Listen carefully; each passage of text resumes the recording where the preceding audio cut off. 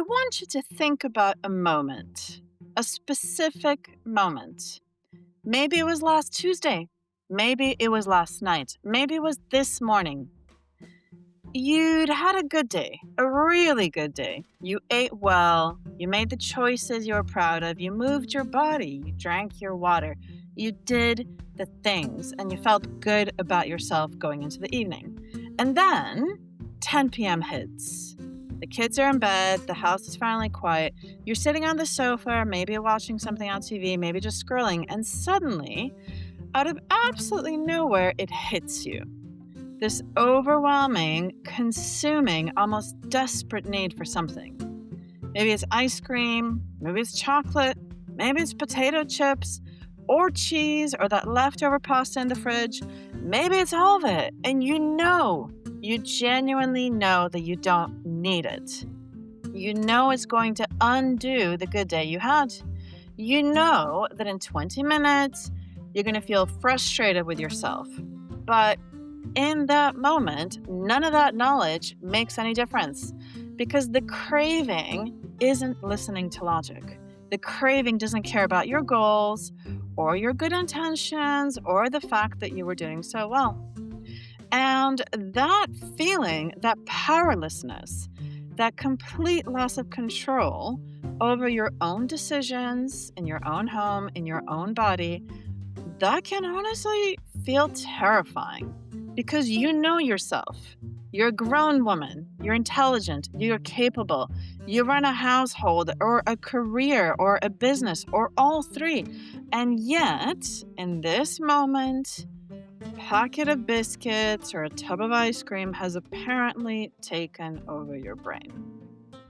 Does that sound familiar?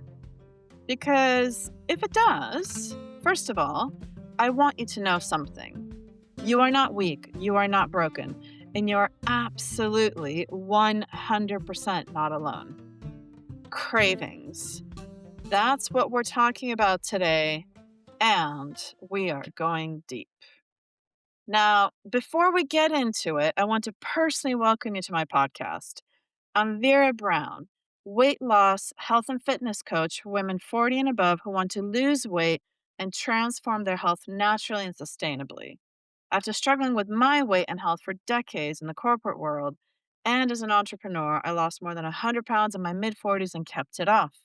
No pills, no injections, no procedures, no extremes, no tracking. In my podcast, I share what worked for me, including actionable strategies.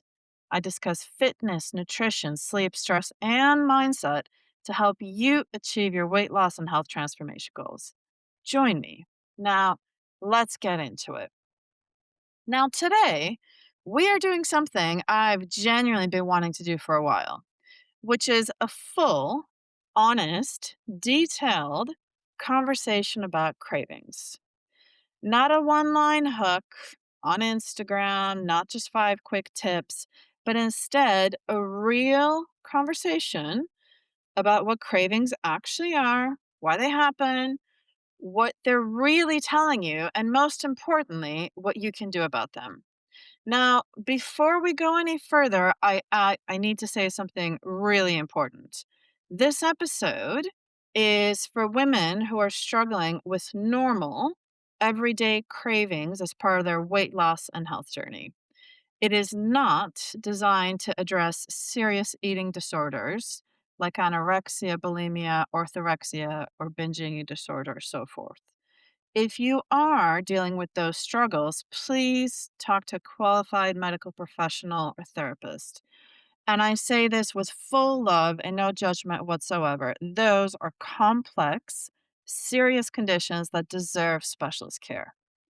What I'm talking about today is the experience that I have had personally through losing 100 pounds in my mid 40s and the experience of the women I coach every single day. The cravings. The cravings that feel overwhelming, the ones that show up at inconvenient times, the ones that feel like they're sabotaging everything you're working towards. Those ones. That's where we're going today. And one more thing before we dive in, because I know cravings are such a common and difficult struggle for so many women in this community. I'm actually building something very specific to help. I'm building a dedicated tool designed to help you manage cravings in real time, in those actual moments when they hit. I'll tell you more about it in another episode, but if you already know that cravings are something that you struggle with and you want to be the very first to know about when this special tool launches, then join the link. Check out the link in the show notes, join the waiting list, go sign up now, and then come back. I think it's going to be genuinely something super special. Okay, are you ready? Let's go. Let's do this. Now, let's start at the beginning because I think one of the reasons that cravings feel so overwhelming and so frustrating is that we don't actually understand what they are. We just experience them as this force that arrives uninvited and proceeds to absolutely create chaos. And when something feels mysterious and unpredictable, like cravings often can, it feels uncontrollable. So let's demystify. First of all, I really want to make one thing clear, and please hear me when I say this. A craving is not a character flaw. Instead, what it is it's a signal. It is your body and your brain trying to communicate something to you. The problem, though, is that the signal can be really hard to interpret because sometimes it means one thing and sometimes it means something completely different. And we're all different as well. And until you learn to read the signal correctly, you're essentially guessing. And guessing, from personal experience, usually ends up in ice cream. I know from my own lived experience. So today, I'm going to walk you through what I think of as the four main sources of cravings for different things that can generate that same overwhelming signal that we interpret as craving. And as we go through each one, I want you to think about which one resonates most with your experience. Because that recognition, that moment of, so that's what's happening for me, that is genuinely the beginning of you taking your power back. So, craving source number one. And this is the one that I have the most personal experience with. I call it the rebellion craving. And here's what I mean. For many of us, and I was absolutely in this camp for 20 years, our whole relationship with food and health is built around rules. Rules that somebody else created. Programs that told us exactly what to eat, exactly when to eat it, exactly how much. You know what I'm talking about. It's the calorie counting, the macro tracking, the clean eating during the week with cheat meals at the weekend. It's the idea that you're either good or you are bad. You're either on the program or you're off it. And here's what I want you to notice about that framework it's that language good versus bad, cheat meals, guilty pleasure, clean food versus dirty food. What does all of that remind you of? It sounds like morality, doesn't it? Like a test, like a report card, like the kind of framework that is specifically designed to make you feel guilty when you don't comply with it. And I want to tell you something else. That framework isn't neutral. It's not just a neutral organizational system for food. Instead, it's psychologically and physiologically activating something very specific in many of us. And that thing is rebellion. Because here's what I know about human beings. Here's what I know about myself, the woman I work with, and maybe you. We don't like being told what to do, especially by a set of rules that feels external to us, especially when those rules feel punishing or restrictive, especially when we've been following those rules perfectly for days and then we feel like we just deserve a break. And there is actually science behind this as well. When we feel that our freedom is being constrained by external rules, we experience an automatic drive to restore that freedom. In other words, the tighter the rule, the stronger the urge to break it. That's not weakness, it's psychology, it's human nature. Now, let's apply that to a strict diet program.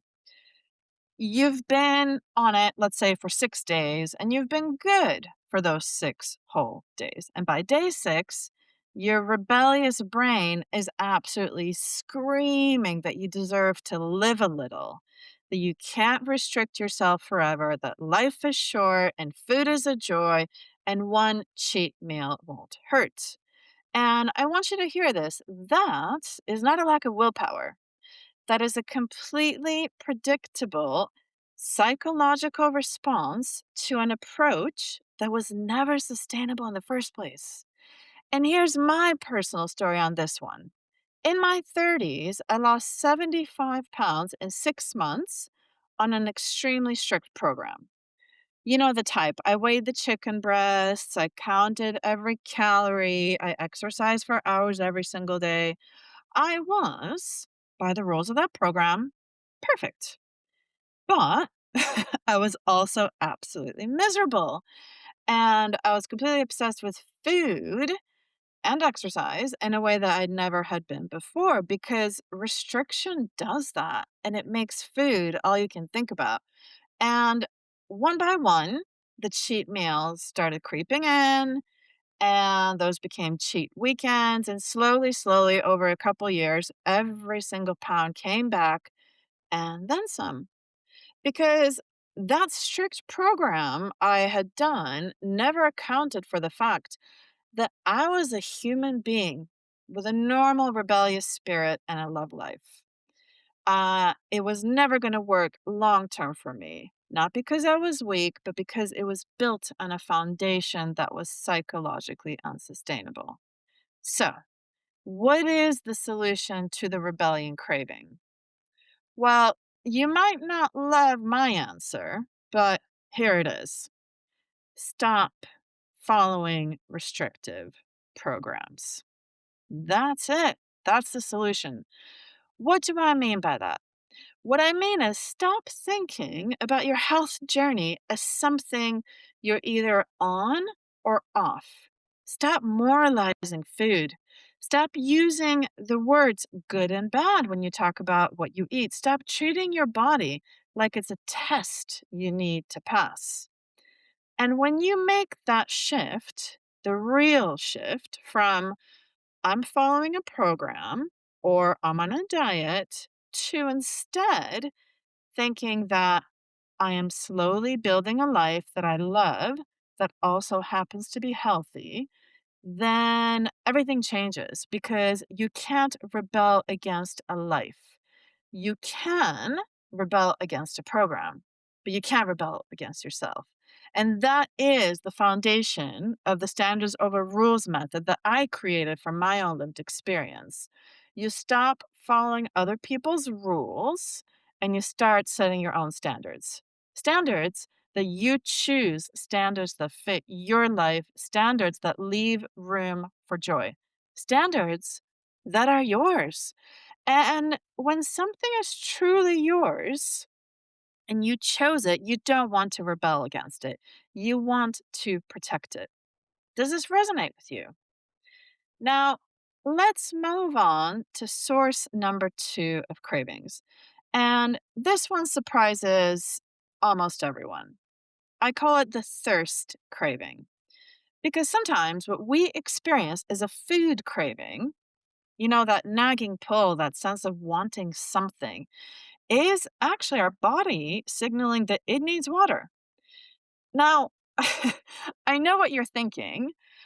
You're thinking, come on, Vera, I know when I'm thirsty, I'm not thirsty, I'm craving chocolate, not water. But bear with me because here's the thing mild dehydration, and I'm talking about levels most of us don't even notice, produces symptoms that overlap significantly with low energy states and food seeking signals. Things like fatigue, headaches, difficulty concentrating, irritability, a vague sense that you need something. And in a world where many of us reach for food first, whenever we feel any of those things, even a mild hydration dip can absolutely trigger a reaching for food type response, even when what the body actually needs is just fluid. And here's something else that always surprises people. Every single night, just by sleeping, just by breathing and existing, we lose a significant amount of water. Your body is performing a million complex functions while you sleep, and none of them are stopping for a water break. So by the time you wake up every morning, you are already in a mild hydration deficit before you've even done a single thing, just from existing through the night. And many of us then reach for coffee first, which can then compound that situation. And by mid morning, some of us are operating at a level of mild dehydration that is affecting our energy, mood, cognitive function, and yes, our relationship with food without even being aware of it. So here's my practical suggestion: it's not that water magically cures cravings, it doesn't. But when a craving hits, before you do anything else, drink a large glass of water and wait 10 to 15 minutes. Not because it'll always solve that craving, but because it rules out one possible cause. And because if you are mildly dehydrated, addressing that simply clears the picture and helps you understand what the craving is actually about. So, drinking a large glass of water and giving your body enough time to process can be a powerful strategy to deal with what we think are food cravings. Now, let's move on to source number three for cravings. And this is the one that I think genuinely surprises many people and is one of the most underappreciated causes of cravings. I call it the blood sugar craving. And it's important because this one is often created hours before the craving actually arrives. And that's what makes it so tricky to decipher. So it means that by the time that the craving actually hits, you're already too late to prevent it in that moment. But by learning about it and addressing it, you can maybe prevent the next one. So let's unpack this a little bit. Here is what's happening. When we eat foods that are high in refined carbohydrates and sugar, so things like white bread, commercial processed breads, white pasta, pastries, many cereals, fruit juices, most low fat flavored foods, jams, pastries, cookies. You get the picture. When we eat those type of foods, our blood glucose rises very quickly. And our body responds to that rapid rise by releasing insulin to bring the blood sugar back down. But here's the key part: for many of us, that response overshoots. What does that mean? This means that your body's blood sugar spikes high and then it crashes low. And when your blood sugar crashes, your brain goes into what I describe as a mild emergency state. And your brain wants glucose, it needs glucose fast. And the fastest, most reliable source of glucose that the brain knows about is sugar. So your brain tells you loudly, urgently, that you need something sweet right now, immediately. And that's not really a craving, that is a physiological alarm signal. So let's go a little bit deeper because I think this is such a common cause of cravings for so many of us. And here's the science behind it, and I think it's genuinely fascinating. When sugar hits your bloodstream, and your blood glucose spikes sharply, your brain's reward system releases dopamine. Dopamine is the feel good motivation chemical. And that dopamine hit makes us genuinely feel great for a moment. But the sharper the spike, the more pronounced the subsequent drop. And when dopamine drops, the brain goes looking for what caused that good feeling. And naturally, it wants it again. And the thing to remember is the brain is not doing anything wrong here. It's doing exactly what it evolved to do. The problem is that in the modern food environment, where sugar is in virtually everything, this mechanism is actually working against us. And here's the thing that catches out so many women that I work with and completely surprises them. The cravings that hit at sort of 4 p.m. or 9 p.m., that sort of urgent craving, the urgent need for something sweet, or the craving that hits mid morning, often that has nothing to do with what you ate in that moment. It's a direct consequence of what you ate 3 or 4 hours earlier. So I'll give you a specific example. I had a new client, I'll call her Amber, um, for the sake of this podcast. And she came to me convinced that she had no self control. And she described that every evening, without fail, she was raiding the cookie jar, no matter how much she tried to hide the jar in the back of the pantry on the top of the shelf. So we looked back at her days, and to me, her pattern was immediately obvious. She was eating what she thought was a healthy, sensible lunch, what she described as half a sandwich and a small cup of soup around sort of midday 1 p.m. And by 4 p.m., she was completely ravenous. By 8 p.m., she felt like she had no control whatsoever. Now, let's sort of unpack that lunch a little bit and let's look at it more closely. Half a sandwich on commercial bread. Bread that almost certainly contains sugar and additives and refined flour, which converts to sugar very, very quickly. The other part of that lunch, a small cup of soup from a carton or a can, which almost always has thickeners and added sugars. And both of those items usually would have had very little protein, very little fiber, almost no real satiety. And, by the way, both items would probably be considered ultra processed food and a subject for another episode coming up. But back to Amber's story. So she's had the half sandwich and the cup of soup, the small cup of soup, as she always told me, which was well within her calorie allowance on the calorie tracking app that she was using before we started working together. And predictably, at least for me, after this small but not quality lunch, her blood sugar spiked around 1 p.m. By 3 p.m., it had crashed. By 4 p.m., her brain was screaming for glucose. And by sort of 7 or 8 p.m., after a full day on this roller coaster, her willpower was completely depleted. So her reaching for the cookie jar at night didn't mean that she was weak, but she was running on fumes from a lunch that had set her up to fail. So the work that we did together wasn't about her willpower at all.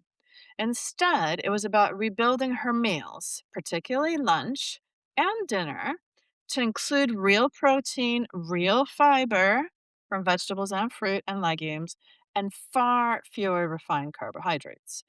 And within 2 weeks, the evening craving that previously would happen every evening and that she felt powerless around, those had reduced significantly.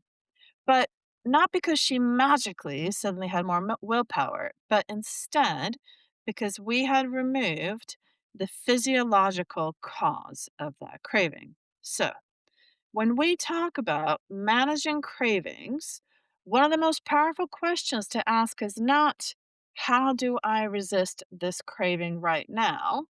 But instead, what did I eat around 3 hours ago that set me up for this? So, that is my suggestion to you here. Look back at your last 2 meals before a craving hits. Was there real protein? Was there real fiber from whole foods? Vegetables, beans, lentils, fruit. Or was it mostly refined carbohydrates and convenient foods that converted to sugar quickly? And that detective work looking back, is more powerful than any willpower trick. And it can sometimes be tricky to do that detective work yourself. And that's one of the many reasons why working with a weight loss and health coach, such as myself, can be so useful for many of us. Now, let's move on to the fourth source of cravings. And this is the one that I want to spend the most time on because I believe it is the most common source of cravings for women in our community. And it is the one that's least talked about honestly because it requires us to look inward, and that can feel uncomfortable and vulnerable, and frankly, a bit confronting and raw. I call this the emotional craving. And here is what I mean. For many of us, and I include myself in this completely, food has been a coping mechanism, a companion, a comfort. Sometimes for a few years, sometimes for decades, sometimes for most of our lives.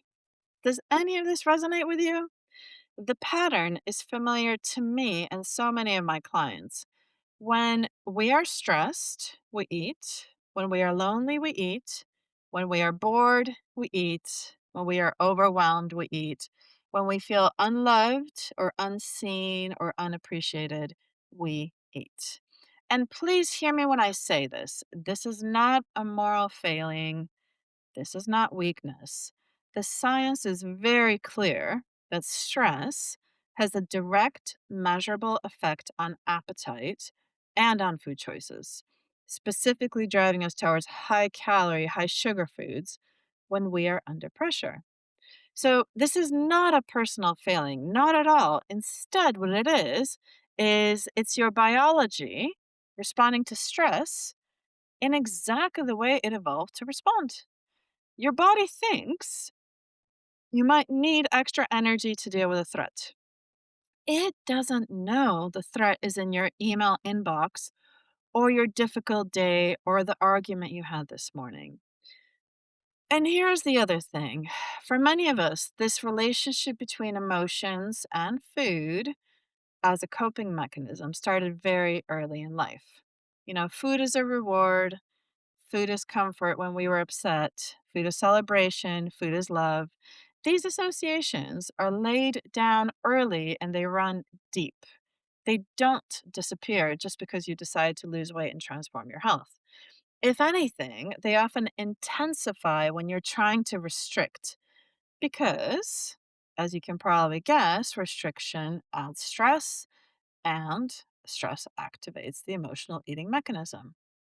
Do you see the cycle this creates? Does this feel familiar? And here's the thing I think is really important to say clearly: emotional cravings are not caused by food, and therefore they cannot be solved by food. That's not just my opinion, that's logic. If the craving is driven by loneliness, eating doesn't resolve the loneliness. If it's driven by stress, eating doesn't remove the stress. It might numb it briefly. It might provide a moment of comfort that gives your nervous system a tiny break from the feeling, but the feeling is still there 10 minutes later. And now, on top of that, you've also got the guilt about having eaten. So you are feeding the craving, you are not solving it. So, what do you do instead? Well, I want to give you three specific practical things to try. The first with emotional cravings is acknowledgement. When a craving hits, before you do anything, just pause, just for a few seconds, and try to ask yourself one honest question. Is this about food? Is my body genuinely in need of fuel? Or is something else going on right now? Am I stressed, tired, bored, lonely, overwhelmed, sad? Am I looking for comfort? You don't need to shame yourself, please. No shame, no judgment. But And you don't need to analyze it for 20 minutes, but just try to acknowledge it and name it. I am stressed. I want to eat. And that simple acknowledgement, just naming that feeling, but significant gap between the impulse and the action. And in that gap lives your choice. The second thing is having what I call a redirect strategy, because telling yourself, I will not eat, in that moment when a craving hits is often not enough. Your brain wants something, it needs something. So give it something, but try to give it something that actually meets the need. So if you're bored, for example, go for a 10-minute walk. Seriously, movement and a change of environment genuinely interrupt the craving signal. If you're stressed, try 5 minutes of slow breathing or a short meditation. And yes, I have a free meditation in the show notes specifically designed for this type of moment. If you're lonely, call someone, text someone, connect with something real. If you're overwhelmed, write down 3 things and pick one and do it. Give the overwhelm somewhere to go. The point is not to white knuckle your way through the craving. The point is to meet the actual need. Because when you meet the actual need, the craving often dissipates on its own, sometimes within 5 minutes. Not always, but often enough to build a completely new pattern over time. And the third strategy I want to mention for emotional cravings is self compassion. And I say this as somebody who's spent 20 years being absolutely brutal to herself about food and cravings and what she ate. And I'm telling you firsthand from my own lived experience, self punishment doesn't help. It has never helped anyone. It makes things worse because shame and self criticism are themselves stressors, and stressors drive emotional eating. And you're creating a cycle that feeds itself. So, what breaks the cycle is not more discipline, it's not more willpower, it's not more shame, it's not more punishment. Instead, it's the genuinely radical act of treating yourself with the same kindness and love you would offer a friend who was struggling. So, please hear me when I say this. You are not a bad person because you had a craving. You are not weak because you sometimes eat in response to emotions. Instead, what you are is a human being doing your best. And your best, done consistently with compassion and curiosity, is genuinely enough to change your life. Okay, we've covered a lot of ground today. So let me try to bring it all together and give you something concrete to walk away with. Today, we talked about the 4 key sources of cravings: the rebellion craving, driven by restrictive programs and the moralizing of food; the thirst craving, driven by dehydration that produces low energy and food seeking signals; the blood sugar craving, driven by what you ate hours earlier and the spike and crash cycle and dopamine reward mechanism; and the emotional craving, driven by stress, loneliness, boredom, overwhelm, and the deeply human use of food as comfort. And here's the really important thing I want you to hold on to: these 4 sources are not always separate, and they often overlap. They are deeply intertwined. For example, an emotional day can make a blood sugar crash feel 10 times worse. A restrictive mindset can amplify emotional eating. Dehydration makes everything hard to manage. And the cravings that you experience are often a combination of sources, which is why a single fix approach almost never works. And what does work, though? What works is developing what I'm describing as craving literacy. What is that? That's literally the ability to read the craving signal, to ask in the moment, what is this craving telling me? Is it rebellion, dehydration, blood sugar, emotions, a combination? And then to respond to the actual cause of the craving rather than just the symptom. Now, I want to focus on some key strategies that you can take with you from this episode. Here are five things you can try to do starting today. First, stop using the words good and bad about food and about yourself. Immediately, today, I beg of you, this is not a small thing. The language you use shapes the psychology of your entire health journey. I know firsthand. Second, when a craving hits, try drinking a large glass of water and wait at least 10 minutes. It won't always solve it, but it will help clarify the picture. Third, have an honest look at your last two meals before any significant craving episode.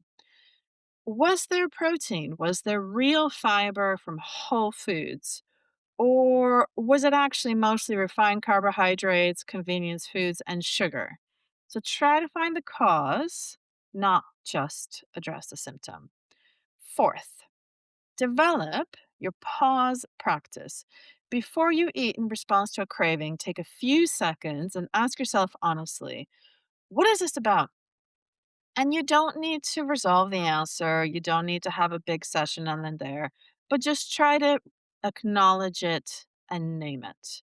And fifth, build your redirect toolkit right now before you need it. What are the three things you can do in 5 to 10 minutes when emotional cravings hit? Write them down somewhere we can actually see them when the craving arrives. Because when the craving arrives is not the time to think about what to do. You need to have those strategies ready. Now, I said I'd tell you more about what I'm building for women in this community to specifically help them work through cravings. And I want to keep this promise because it is exactly to help you when those craving moments hit. Everything we've talked about today, particularly the emotional side of cravings, and the practical tools for redirecting and managing them in real time, this is something I'm actively turning into a dedicated resource specifically for this community. Because here's what I know: knowing the theory is one thing, but having an actual tool you can pick up and use in the moment, in that 10 p.m. moment on the sofa, when the craving is screaming at you, that is a completely different thing. So that is what I'm building. And I'm genuinely believe it's going to be something that helps a lot of women. I am so excited about it. If you want to be absolutely the first to know when it launches, the waitlist link is in the show notes below. It takes just a few seconds to sign up, and I would love it, genuinely love it, if you, once you signed up, you send me a quick message about your craving experience. When do they hit? Is it sweet or salty? Is it worse at certain times of the day or certain times of the month? Does stress always precede them? The more I understand about what you're actually experiencing when it comes to cravings, the better and more useful this resource will be. So please do reach out. And let me leave you with these final thoughts. Cravings are not evidence that you are broken. They are not evidence that you lack willpower or discipline or commitment. All they are is signals, complex, layered, often misunderstood signals. Signals from a body that is trying its best to communicate its needs. And your job is not to silence those signals through willpower.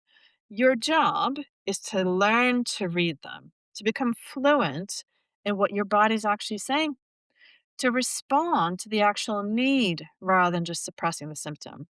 And that fluency, that literacy, that understanding is not something you develop overnight. It took me years and I'm still developing it. But every single moment of awareness, every pause, every time you ask yourself, what is this really about?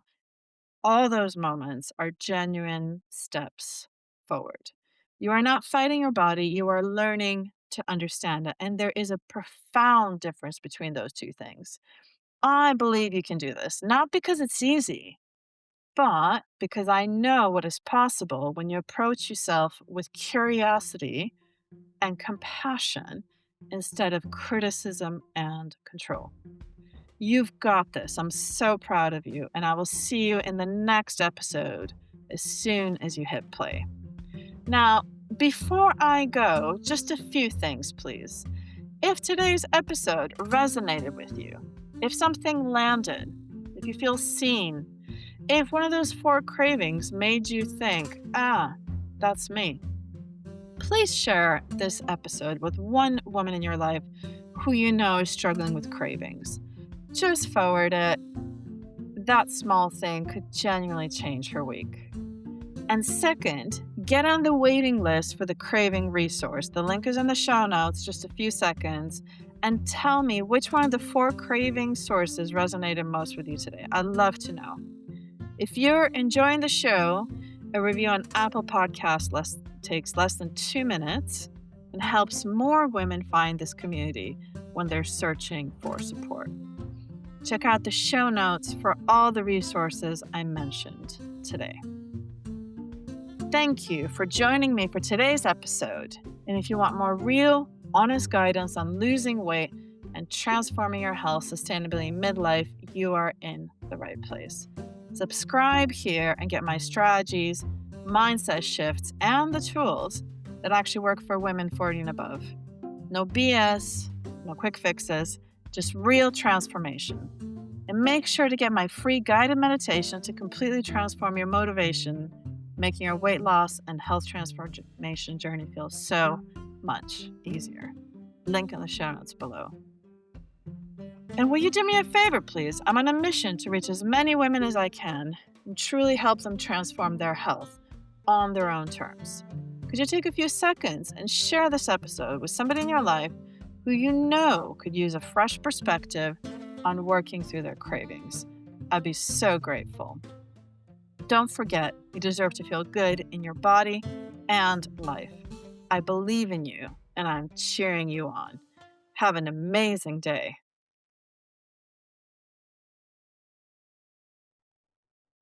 For the obligatory legal disclaimer, I'm not a doctor, nutritionist, therapist, medical professional, or similar.